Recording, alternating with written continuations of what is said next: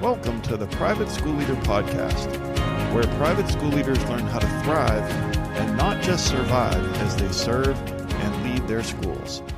I strongly believe that it is possible to have a long and happy and fulfilling career as a private school leader. And my passion is to help you figure out exactly how to do just that, right here on the Private School Leader Podcast. I'm your host, Mark Minkus. So, Captain Edward James Smith turned 62 years old in 1912, and at that point in his career, he had 40 years of experience as a captain of a wide range of different kinds of ships. And when he, in 1912, at age 62, with this experience, was named the captain of the crown jewel of the White Star Fleet, the Titanic, he was thrilled. And so thrilled, in fact, that he decided that this epic first journey, this maiden voyage of the Titanic across the Atlantic Ocean, would be his final journey, and that he would retire once the Titanic arrived in New York City. So 40 years of experience for Captain Edward James Smith. But we know the story. And what I want to focus on is the part of the story where Captain Smith had many warnings, and he had many other things that he could have done that would have avoided this tragedy. And we've all probably heard that there were warnings in the North Atlantic of ice fields and icebergs. And he ignored 7 different warnings, and actually, instead of slowing down, he increased the speed of the ship so that they could make their destination in New York City on time because of all of the media attention on the Titanic. And one of the problems with the North Atlantic that night, on the night of April 14th into the morning of April 15th in 1912, was that the seas were very calm and it was a new moon.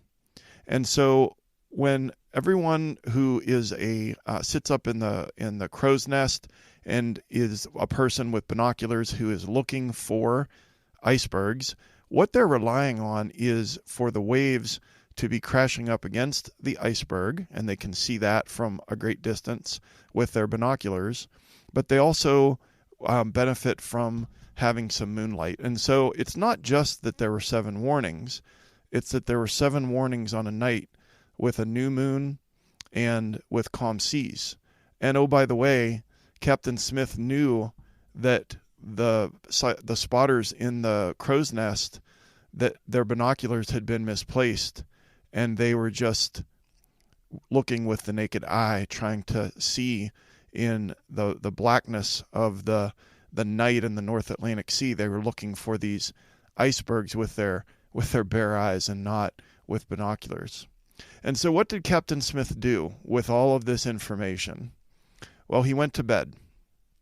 And just before he went to bed, he told Jack Phillips, the radio operator, to ignore those incoming ice warnings and to make sure to send the first class Easter messages out instead on the radio.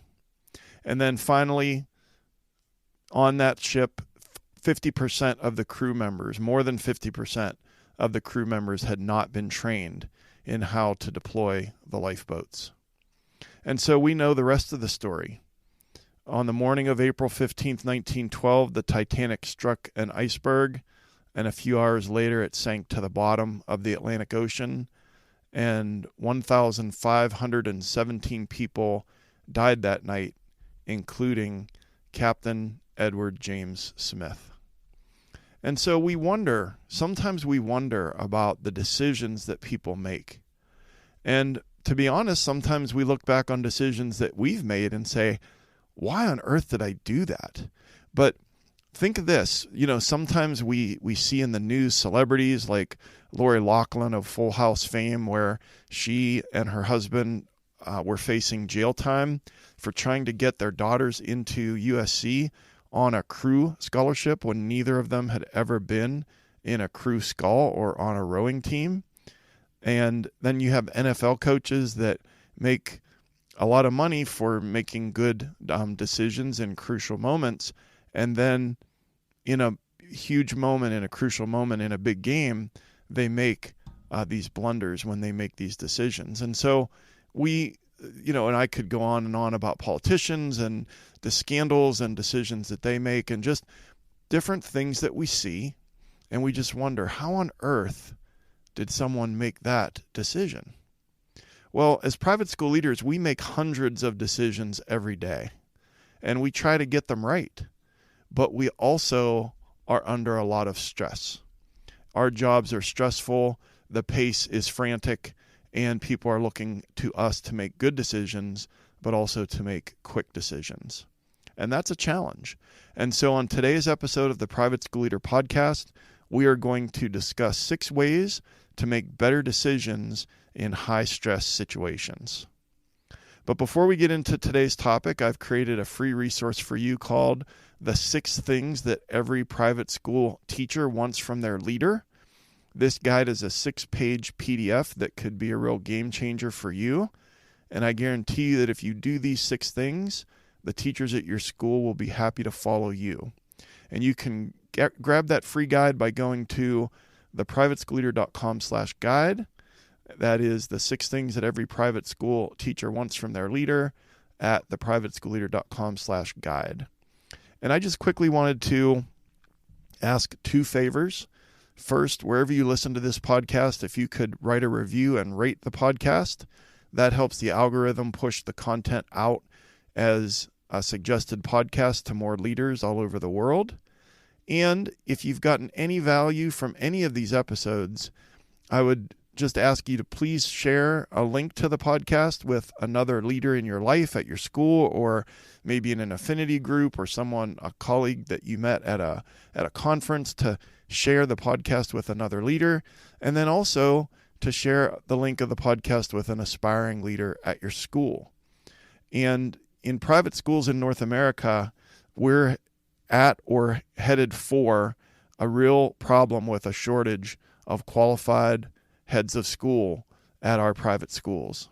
And so we're always looking for those aspiring leaders in our schools to raise them up with all of the leadership skills and all of the other things that go along with it. And so hopefully this podcast can help them get an early start on that. So again, if you would rate and review the podcast and also share the link with another leader in your life, an aspiring leader at your school. And as always, I just want to say thank you so much for taking time out of your busy week to listen to the podcast.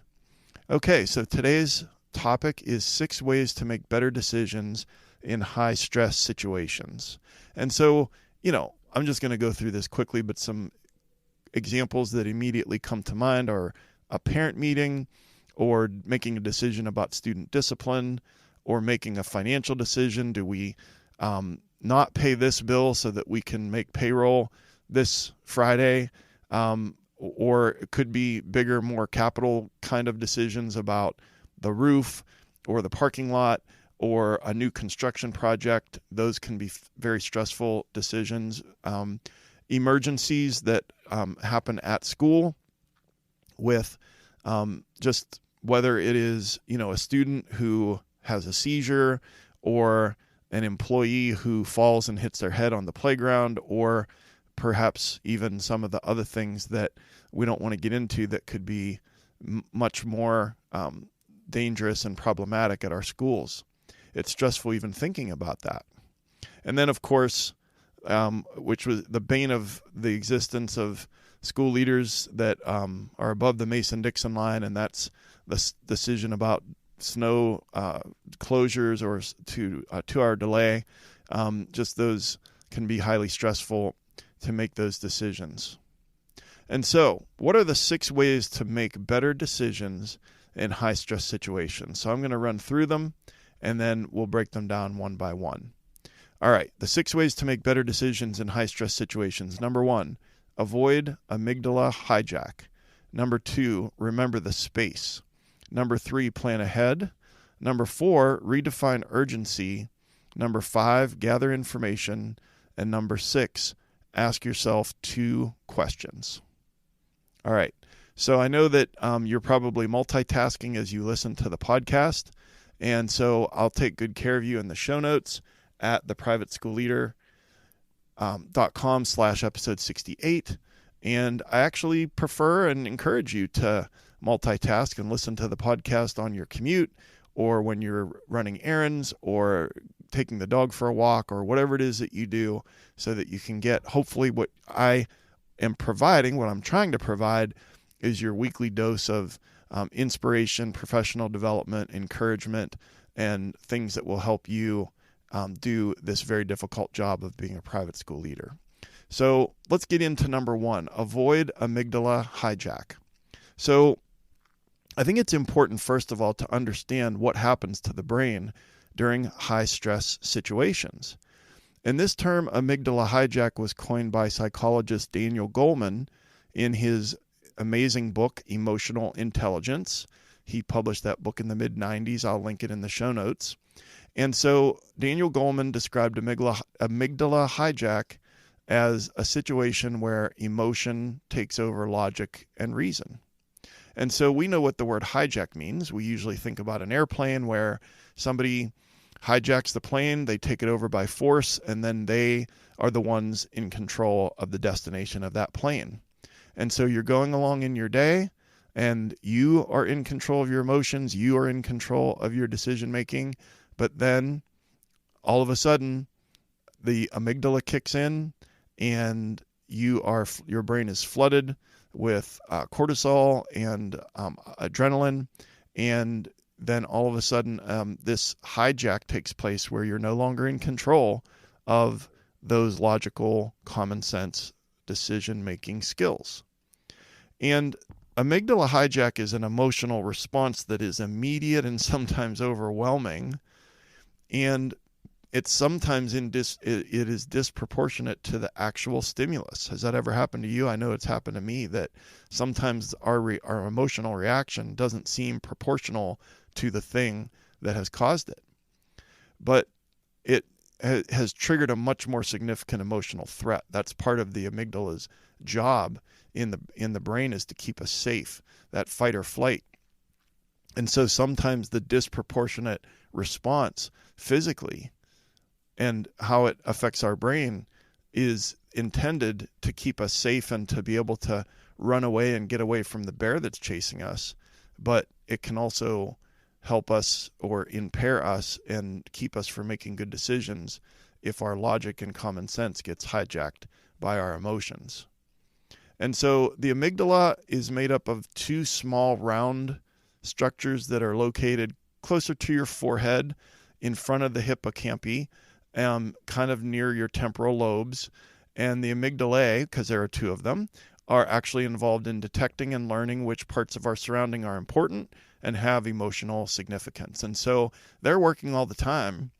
And it's not just for fight or flight, but the amygdalae have jobs related to assessing the surroundings and vetting what's important, what's not, when it comes to emotional significance.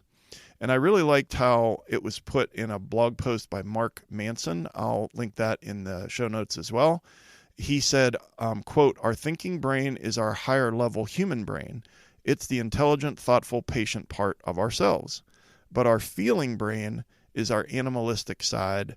It's our cravings, our urges, and our desires." And so all of that is pretty straightforward. And so you're probably pretty aware of amygdala hijack, what it is and what causes it. But I just wanted to make sure that we're all on the same page, because knowing what it is really the first step in avoiding its consequences. And so how do we avoid amygdala hijack? Well, the first thing is to know all about amygdala hijack. If you realize what's happening to you, then sometimes you can have other things, and we'll talk about other strategies a little bit later as far as mindfulness and things like that. But the first thing and most important thing is to know what's happening. You know, when our brains get hijacked by our emotions, we need to know what's going on in order to try to get past that and make a good decision.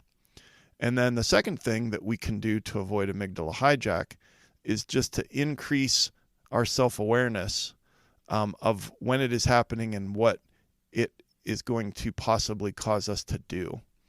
And so, we need to just really be careful.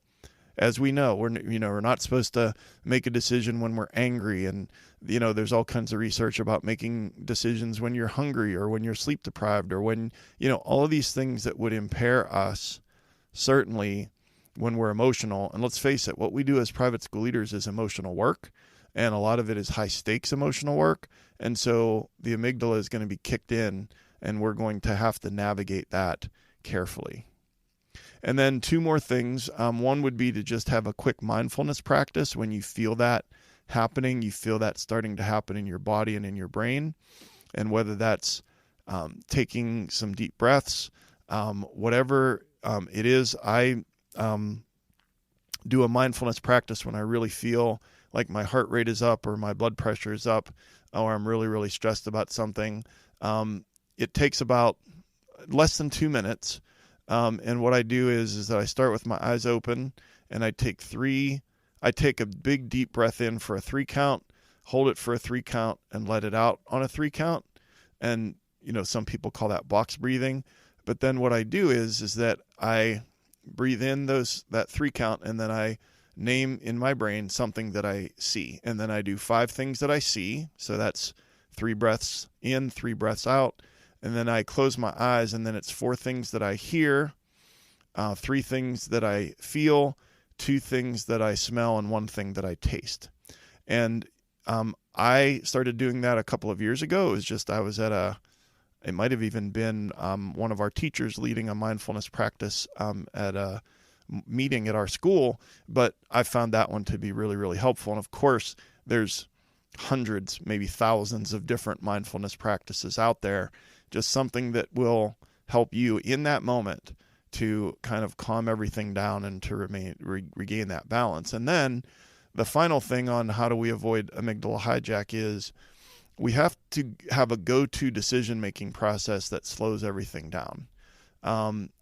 We're go, go, go all the time when it comes to our pace of our day and our decisions that we make, but we need to, if that decision-making process is that you're going to jot a couple things down or you're going to say, well, let me look into that and get back to you shortly or whatever it is.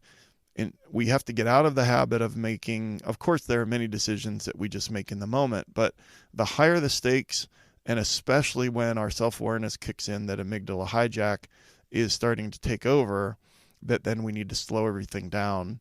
And if we have a decision-making process, that can be an intentional thing that helps us to do that. So the 6 ways what we're talking about today is the 6 ways to make better decisions in high stress situations. Number 1 is to avoid amygdala hijack. All right. Number 2 is called remember the space.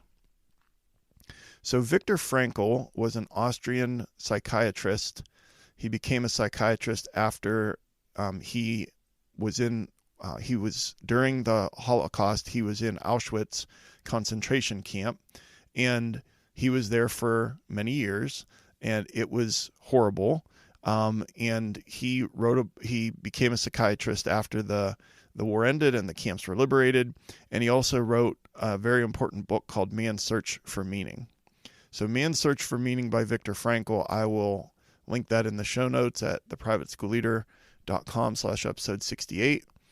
And this quote has been very important to me in my practice as a private school leader. And Viktor Frankl says, quote, between stimulus and response lies a space. In that space lie our freedom and power to choose a response. In our response lies our growth and our happiness. So I'll just read that one more time. Between stimulus and response lies a space. In that space lie our freedom and power to choose a response. In our response lies our growth and our happiness. And so I realize that's easier said than done, but I just want you to focus on that little space that exists between stimulus and response. And so we can't control what happens to us. We can't control when that kid is going to push another kid at recess, or when that parent is going to drop that email into our inbox with all the capital letters and all the exclamation points. But what we can do that's the stimulus. What we can do is remember the space between stimulus and response and then choose how we react to it. Do we just say, oh, well, I have a temper, or and then we just react and we're upset most of the time? Or do we just, again, slow things down a little bit and think about that space between stimulus and response? And Viktor Frankl talks about how that space, him choosing how he was reacting to the horrifying things that were going on around him, to his family members, to him, the abuse, the murders that were taking place at Auschwitz and in the Holocaust, that the way that he got through that was to think about how he controls his response, because everything else was taken away from him, his clothes, his family, his life, his possessions, and he is in Auschwitz concentration camp during the Holocaust. But the one thing they couldn't take away was his choice of how he responded to the situation around him. And so the next time that you're in a stressful situation and it feels like you just have to make a decision immediately, just pause for just a moment and remember that space between stimulus and response. Okay, we're on to number 3, and number 3 is plan ahead. And so I listened to a TED Talk several years ago. I actually tried to find it. I couldn't find it, but it's a TED Talk where a gentleman is talking about, the gist of it is that we need to do things and set ourselves up for success when we're smart and not under a lot of stress, so that when we're under stress and doing dumb things, that we're not going to make poor decisions. And so he talked about how one thing led to another, which led to another, which led to another. And that is that he was rushing around packing, trying to get out the door to get to the airport to catch a flight. And that he did not leave enough time to do that. And so then he's rushing around, and we know what happens. So he rushes around, he locks the door. He had street parking and no car keys. The car keys are locked inside the house along with the house keys. And so then, he caught a cab or an Uber to the airport, blah, blah. He did his flight for his business trip, came home, no house keys. And so he kind of had to he broke a basement window, and then he's climbing in, and the neighbor called the police. And it was just this farcical, story that was true. And his whole point is that, if he had left himself more time, if he had made sure that the car keys, let's say, were in his shoe that he was going to put on to walk out the door to go to the airport, those kinds of things that we do, how you put your bag, something you really don't want to forget, you put your bag in front of the back door, but so that you won't forget it. The whole idea is to plan ahead and to do things when we're not in those high stress situations, so that when we are, that then we will make better decisions. And so a couple of ways that we can plan ahead and to do that. One, first of all, is with your handbooks, your student handbook and your employee handbook. So let me explain what I mean. So handbooks tend to take a lot of the gray areas out of what we do at school. And let's face it, as private school leaders, we live in the gray, and there's all kinds of complexities and situational things, and these circumstances are different than those circumstances from that situation.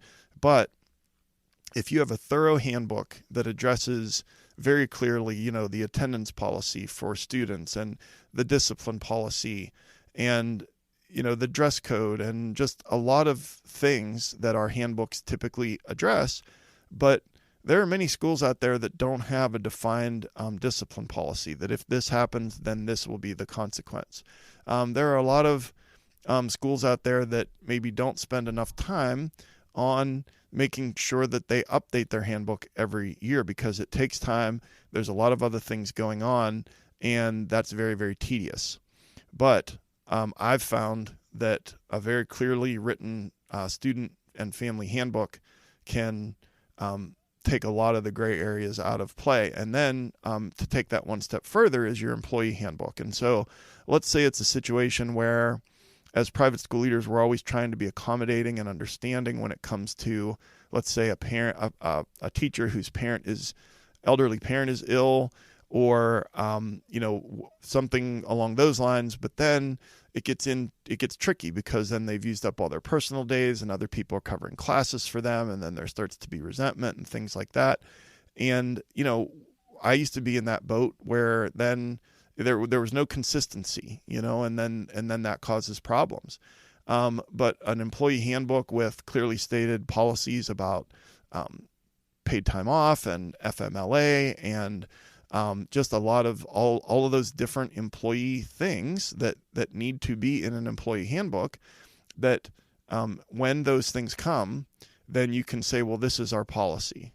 And again, I know that we don't want to hide behind policy, but there are many times where I feel like part of the reason that we're thrust into decisions that we need to make in stressful situations that are very complex is because there's not a clear policy.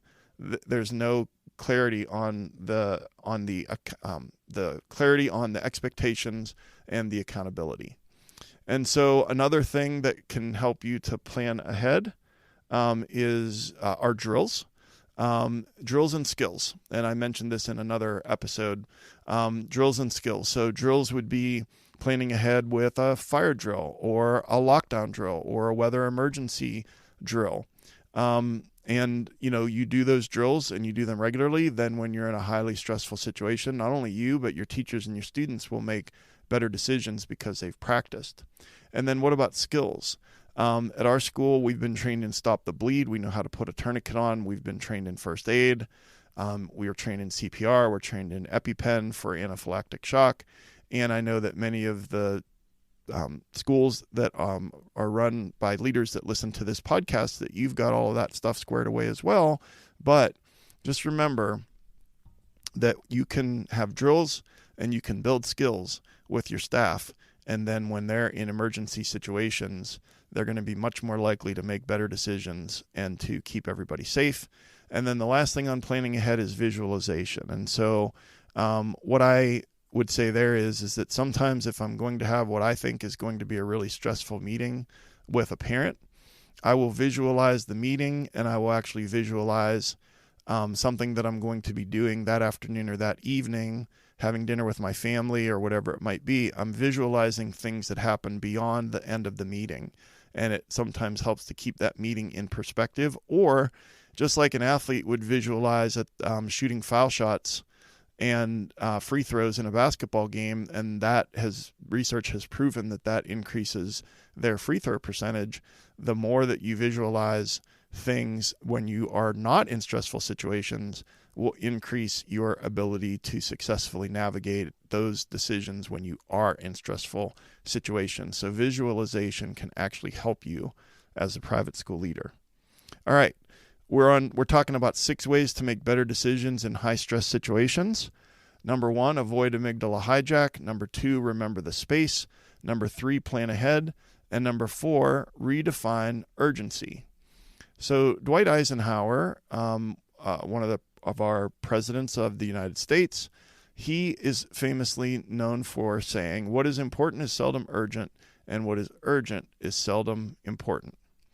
And that's where the Eisenhower matrix came from, that many of you are familiar with, where on one axis it's importance and on the other axis it's urgency. And then you're trying to, spend more time on things that are important, but not urgent. Those are like the long-term planning things that are important for moving our schools forward. But unfortunately, we tend to live in the zone of things that are urgent and not important. And so you're familiar with the Eisenhower matrix. But I want to tell you this, and you've probably heard me say this before.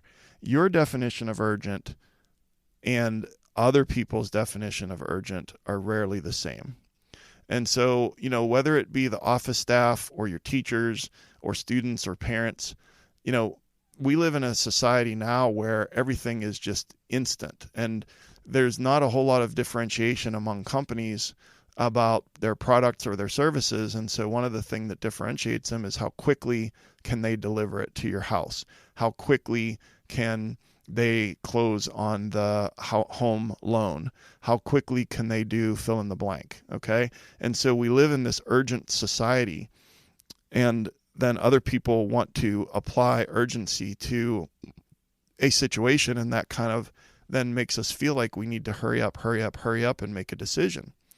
An example of how your definition of urgent is different from other people's definition of urgent. I don't know if this has ever happened to you, but you get called to a classroom and you hustle there because you're just not sure what is waiting for you there. Was there a fight? Was it, you have no idea. Did someone fall and hit their head? So you're on your way, you're hustling to get to room 219, let's say. And you get there, and then the teacher steps into the doorway and is like, I just wanted to see if it was okay if I left 20 minutes early, to go to a dentist appointment. And so, some of that's a communication problem, but some of it is an urgency problem. Defining urgency, that's what you're going to do. You're going to redefine urgency. Why do you think they call it the tyranny of the urgent? Tyranny implies tyrannical control. And the tyranny of the urgent is that the situation, the urgency of the situation, is controlling the situation. And so that doesn't sound like good decision making when you're in the tyranny of the urgent. So you want to take back control, and you want to ask yourself, is this urgent or is this important? And then react accordingly. And then number 5 on our list of ways to make better decisions in high stress situations, number 5 is to gather information. And so we're in our mode at school, right? And we're solving problems quickly, and things are coming at us. We're playing whack-a-mole. We're just decision. But sometimes we need to gather more information. We need to talk to the teacher, or we need to talk to a couple students, or we need to talk to the teacher that was on recess duty, or look at the handbook, or maybe even sometimes talk to an attorney or talk to the school nurse and get more information about a situation before we make a decision. And I'm not saying every time, but I am saying that we live as private school leaders, our pace is fast. And a lot of times there's pressure for a quick decision. And what we need to remember is that a correct decision is more important than a quick decision, right? A correct decision is more important than a quick decision. And so let's not give in to that tyranny of the urgent and other people's definition of urgent. And one way we can slow things down is to gather some information. Now, I will give a disclaimer on this because I've been guilty of this before too, is that sometimes I'm just procrastinating and I don't want to make the decision because it's going to be really uncomfortable. And then I am saying that I'm gathering all this information, and I am gathering information, but I kind of don't need all that information. And so it's a good way to slow us down when we're making quick decisions, but we need to guard ourselves against gathering information as really a disguise for procrastination.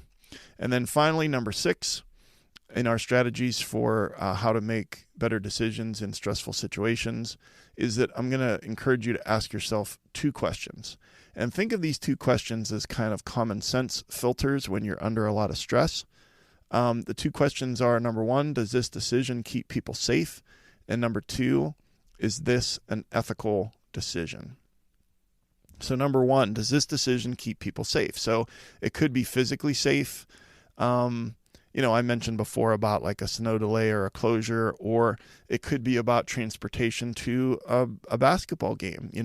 Is it carpool, or is it, putting that one extra kid on a vehicle and that kid doesn't have a seatbelt? But here's my point is that sometimes convenience or rushing, the one thing we sacrifice is safety, and then we live to regret it. And so again, slowing things down, but asking yourself, does this keep people physically safe? And then does this keep people emotionally safe? And so sometimes that gives us courage to make a tough decision about a bully in our school or a bully parent in our school. And sometimes, though, it also leads us to want to justify a decision and share confidential information and blame other people, throw someone else under the bus. So my point is that it's not just about the decision that you make, but then it's also about, if you're feeling like the spotlight is on you, do we, are we keeping people emotionally safe when we're sharing confidential information that we gathered to make this decision in the first place? And then finally, you're asking, is this an ethical decision? So is it the right thing to do? And will my integrity be intact after I make this decision? So ask yourself, is this an ethical decision? So what are the big takeaways from today's episode? We've been discussing the 6 ways to make better decisions in high-stress situations. So number 1 is avoid amygdala hijack and think about what happens to the brain biologically during those high-stress situations. Number 2, remember the space. There's a space between stimulus and response, according to Viktor Frankl. Number 3, plan ahead. Handbooks, drills and skills, and visualization. Number 4, redefine urgency. Remember that others' people's definition of urgency and your definition are rarely the same. Number 5, gather information. Sometimes bigger decisions merit slowing down and making sure that you have all the facts before you make an informed decision. And then number 6 is to ask yourself 2 questions. Does this decision keep people safe? And is this an ethical decision? And I like to end every episode with a call to action. And so your call to action is to start a Google Doc and name it next year's handbook. Maybe you put the school year on it, next year's school year.